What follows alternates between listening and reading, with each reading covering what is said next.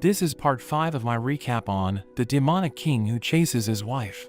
At the end of the last episode, Sue and her friends head to the Mushin mansion to look for the blood ginseng, but suddenly, a mysterious man runs past, declaring that he has found the blood ginseng. The group chases after him, and Sue uses her space magic to get ahead. She tries to catch him with the acacia tree, but he dodges and dashes across the water.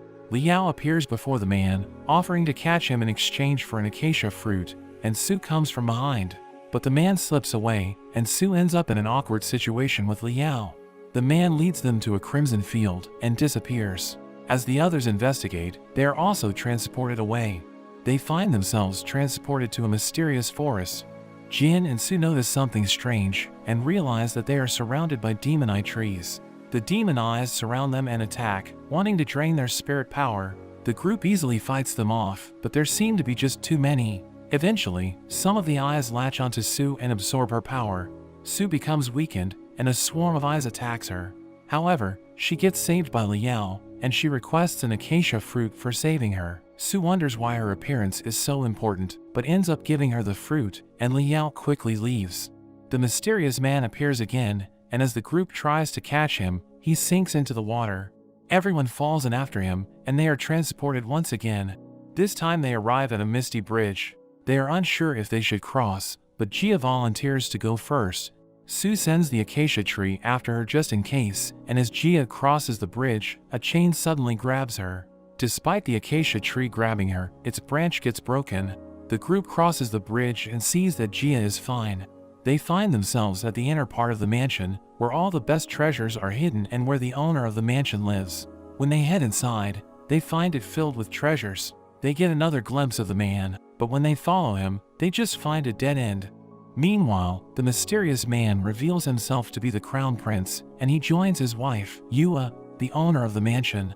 She asks what he has been up to, and the crown prince says he was just watching the people fight over the treasures. But Yua reveals she has been watching him through her magic mirror, and gets angry that he led a group of people through the secret teleportation points, and led them to the inner area.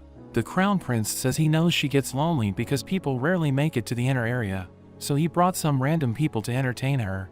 Hearing this, Yua thinks he is so thoughtful and apologizes for getting mad at him.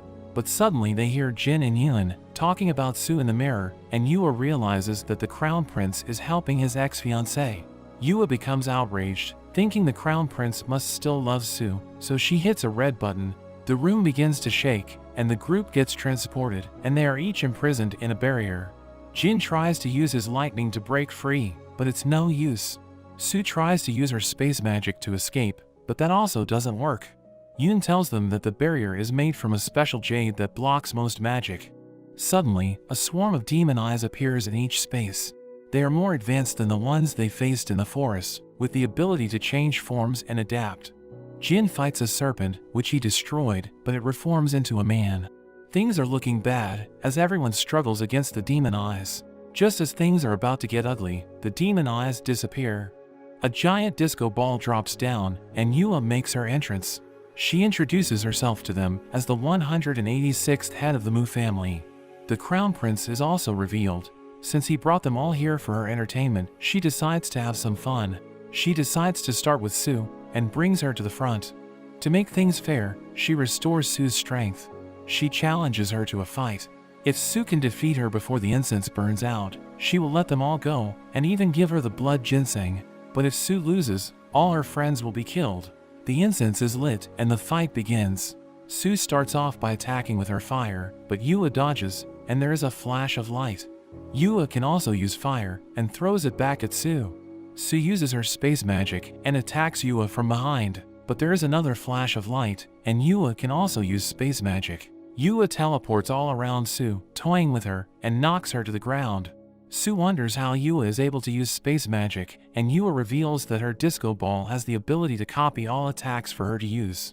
The incense is burning out, and the crown prince panics. He looks over to Jia, who he knows is a part of the assassin clan, but she is powerless. Yua notices the crown prince's odd movements, and thinks he is being seduced by Sue. Yua becomes enraged and decides to kill all Sue's friends. They are all stabbed, and Sue is devastated. Yua whips Sue, and she crawls over to Jin. They share a moment, but Yua breaks it up, as she finishes Jin off and continues to whip Sue. Sue falls unconscious and enters her inner space. She is then told by the acacia tree that there is a way to win. Sue is demoralized, but the tree tells her that Liao planted a seed from the fruit she gave her, so he has an extra branch outside that they can use as their secret weapon. The acacia tree erupts from the ground, and it has also found the blood ginseng. Yua is shocked the ginseng was found, and outside it seems like blood begins to rain down. Yua demands the ginseng back, attacking Sue with her different treasures, but Sue manages to block or avoid all the attacks. She approaches the blood ginseng, but Yua reveals Jin is still alive, taking him hostage. The crown prince tells her to choose the blood ginseng, and Jin tells her that he trusts her. Sue chooses the blood ginseng, and Yua finishes Jin off. Sue begins to create a concoction in her alchemy pot, while Lua tries to stop her. We learn that the blood ginseng will give a space sorcerer the power to go back in time. Sue descends into her pot and emerges with her powers awakened. She goes back in time to a few moments earlier and stops Lua, stabbing her with the acacia tree. Lua's blood floats in the air, forming a sword, and enters into Sue's mind. After that, Sue sees the crown prince sneaking away and confronts him. The prince says he was working undercover to help her. He says he worked with King Ouyang, Yun, and the assassin clan. They told him to seduce Yua and convince her to put up the blood ginseng as a prize. He swears he had no ill intentions, and Sue suddenly disappears. Sue moves back in time, unable to control the power. She watches the events of the previous day, but is unable to interact with anyone. She tries getting Jin's attention, but she gets pulled by an unknown force, but she manages to push through, summoning a blood drop that flies into her body. Sue awakens in the body, and is glad to see Jin is alive. She locks the door, predicting Ling and Mei's arrival. Jin is shocked at how Sue knew they would be there. Sue then tells Jin about the catastrophe at the Mushin mansion, where she witnessed all of her friends dying in front of her and was unable to prevent it.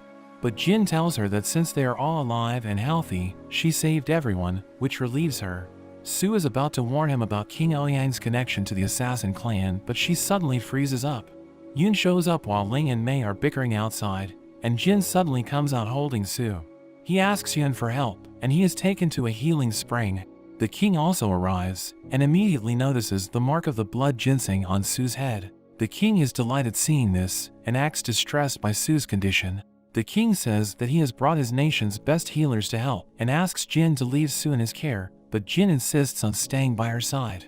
The king's attendants appear suspicious, and they are surrounded by a darkness that tries to provoke Jin's dark power.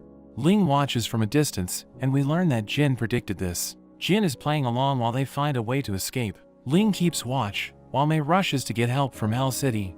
Mei rushes into town to pass on the message to the Hell City spies, but finds them all dead. She runs into a woman she recognizes as the Third Elder, who tells her that their spy network within the Shijin nation has been destroyed.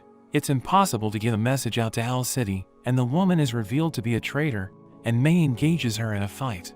Meanwhile, back at the spring, Jin hears voices telling him to consume Sue's power.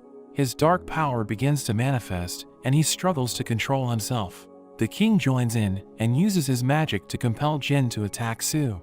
But Sue blocks the attack with her magic that activates. As Yun and Jia watch, Jia calls Jin foolish, revealing she saw through his plan. She caught Ling hiding in the trees and was the one who took out the Hell City spies.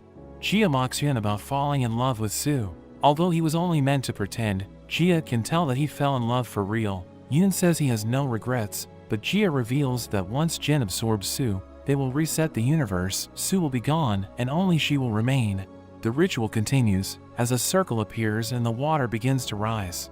But things are put to a stop, as the Grandmaster appears. The king is shocked to see him, and the Grandmaster blows everyone away. The king's attendants all flee, and the Grandmaster reveals Ling and Mei, who thank him for saving their lives. The Grandmaster confronts the king, who tries to fight him but is no match. He even throws his son at him, but the Grandmaster gets a hold of him. He comments on how the king was able to so easily sacrifice his son, but the king reasons that if they achieve their goal, his son won't remember when they reset the universe and bring back Hong Yun's master. But the Grandmaster says, despite wanting his master back, he knows that would be against her wishes. He continues to choke the king, but the king says that the Grandmaster is the White Lord of the Assassin clan and is forbidden from killing. Although he can't kill, the Grandmaster teleports to the north, and leaves the king on a battlefield. The Grandmaster returns and admits his connection to the assassin clan, but it's more complicated than they think. Both Ling and Mei decide to trust him after he just saved both their lives. He starts healing Jin, which confuses Ling why he isn't saving his disciple, but the Grandmaster explains that he can see that Su already obtained the blood ginseng and turned back time once. It has its risks and her condition is beyond his healing. Ling asks what the king wanted with them, and the Grandmaster explains that they wanted to combine Jin's dark blood and Su's blood space powers to create a dark space-time array, which would let them control the power to reverse time and change history. Jin wakes up and says he will do anything to save Su. The Grandmaster says that to save Su, they must go back to the Muxian mansion. The next day, Liao is waiting in the mountains, but the group comes flying right past her. At the Muxian mansion, the Crown Prince is luring people with the blood ginseng, but the group zooms right past him. He is left with the other treasure hunters and quickly makes a run for it. The group swiftly makes it through all the teleportation points and makes it to the inner area. As they arrive, Mei notices Lua, who seems to have a different appearance.